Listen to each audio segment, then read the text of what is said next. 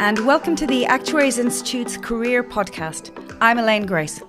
Today we're talking career moves, when to make them, why make them, and how to ensure you're ready for the next role.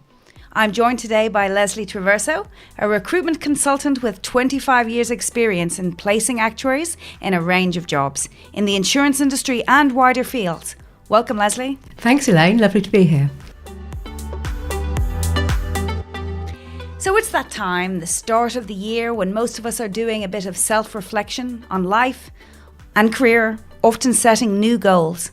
In this episode, we'll be talking about the importance of clarifying your career and job aspirations in your own mind before taking the leap onto Seek or LinkedIn jobs, or even approaching a recruiter. Lesley, you've had lots of experience with candidates at this initial planning stage. Why is it important to take stock of where you are and where you want to get to before making a career move? I think it's a very important first step of the whole process of looking at where your career is going to go. And before you start sending out a resume or applying for roles and going for interviews, it's important to clarify where you think your transferable skills are, what interests you, what excites you, what motivates you, to make sure that you're moving everything else in the right direction. So sometimes I guess we're all so busy just doing our jobs. We think that we want to make a move, and maybe we're more motivated by what we see in terms of jobs being offered rather than doing that pre-thinking about what we actually want. Is that what you're saying? Yes, that's right. I think it's very easy to think that the grass is always greener on the other side of the fence.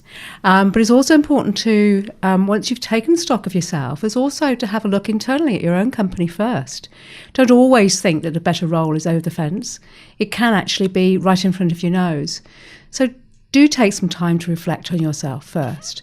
So what does that actually mean, taking stock of yourself? Yeah. So I think look at what you have enjoyed in your roles to date.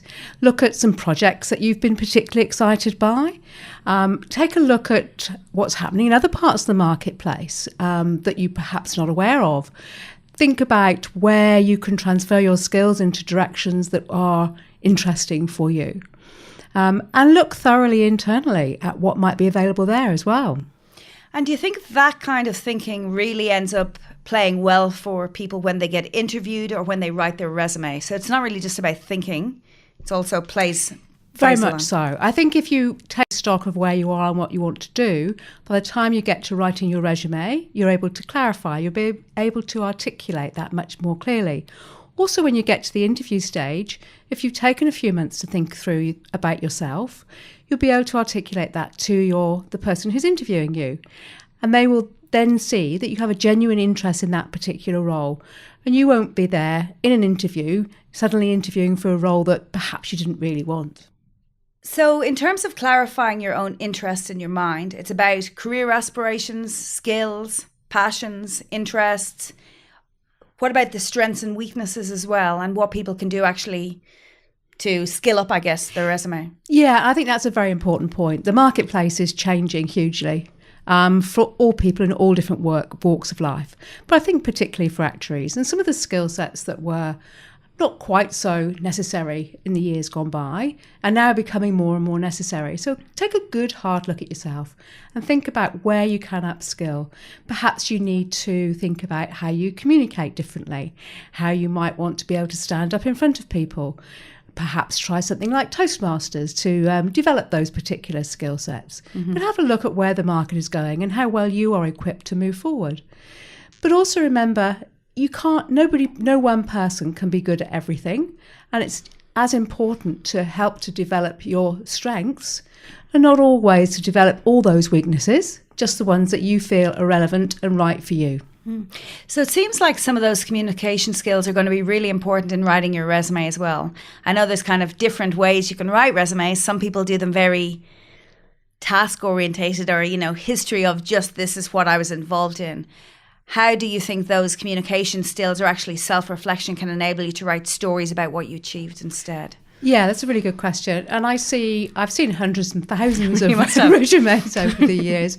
And a lot of them are very task orientated. Mm-hmm. I did this, I did that, I've done this as well. I think what the reader of the resume is actually looking for is an indication of how well you've done something. They want to try and see an element of your personality coming through that resume as well. So it's looking at achievements. Often I see resumes with achievements that aren't quantified. I was very good at SQL. What does that mean? Quantify it by using an example, because by thinking through those examples now at the resume stage, you can bring those into the interview process as well, because most interviewers will ask for some examples of how you can demonstrate a particular skill. So it's a good idea to think about those things now when you're writing the resume. Mm-hmm. One of the things you mentioned, I guess, is the world for actuaries is changing. So a lot of people in some ways are transitioning into new roles, whether that's from one practice area to another, whether that's into broader management, whether that's into wider fields. How good do you think actuaries are, or how could they improve at kind of using their past experience but slating it in a different way, or talking about it differently? Yeah, I think that's a good question. The actuarial skill set, the actuarial education, provides a very, very solid foundation for many careers. Some of which may be in insurance, some of which maybe not.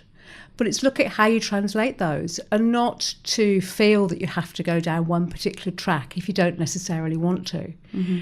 It does provide a solid foundation, but you need to think creatively about how you can use those skill sets you've learned in one discipline into another. Mm-hmm. For example, you may wish to move from a health insurance role into a general insurance role. Well, what have you learned? What are the similarities between those two books of business that you can use your skill sets in? And half the battle, presumably, is confidence. Absolutely. Yes, exactly. Selling skills. Yeah, selling skills. Starting with selling yourself. Yeah. So many people I meet have enormous skill, enormous potential, but somehow don't want to put themselves forward.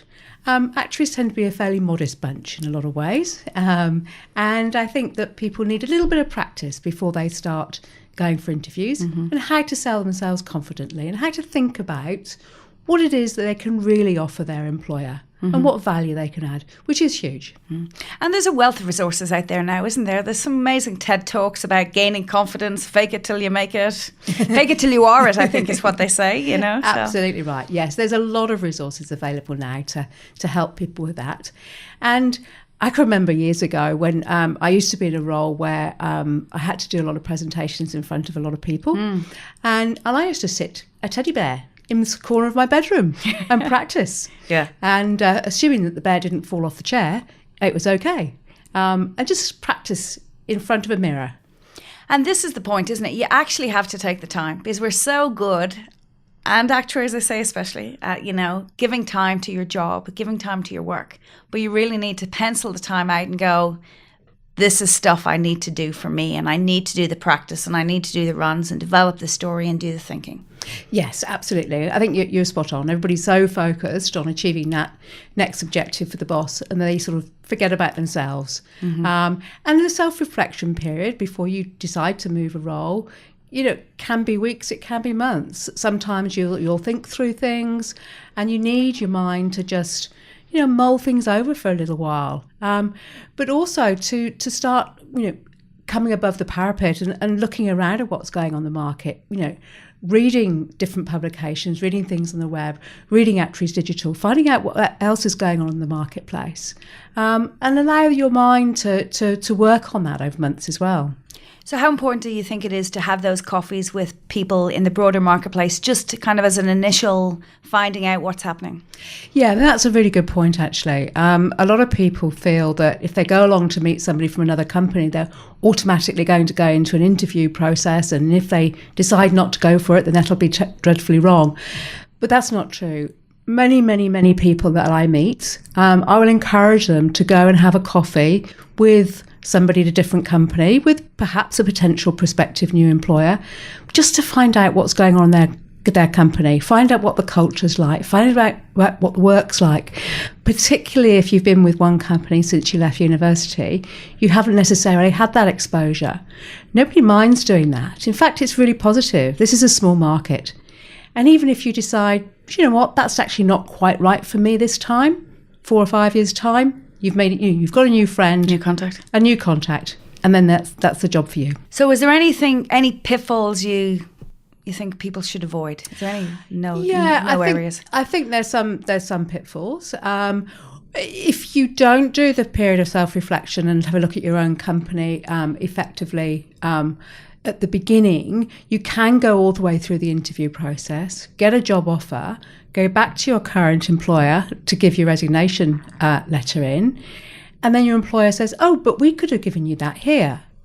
And you may not be aware of that. So part of the self-reflection process is having a conversation with the employer. Talk to them about where you want to get to in your career, seeing what can be done at your current employer to maybe change something to enable you to get that, a different department, a new project, different responsibilities. So much better to stay and get what you want than it is to move. So I guess the point here is as well, sometimes we get into that mode where we expect others to give us stuff. But actually, you've got to be really self-driven, take the time to reflect and know what you want and lead those conversations at those reflection times, whether it's end of year performance. Is that what you're encouraging people to do? Absolutely. You have to take responsibility for your own career. I think historically, people have felt that they have wanted their employer to say, oh, we're going to promote you to this position, or you can go over there now and do that project.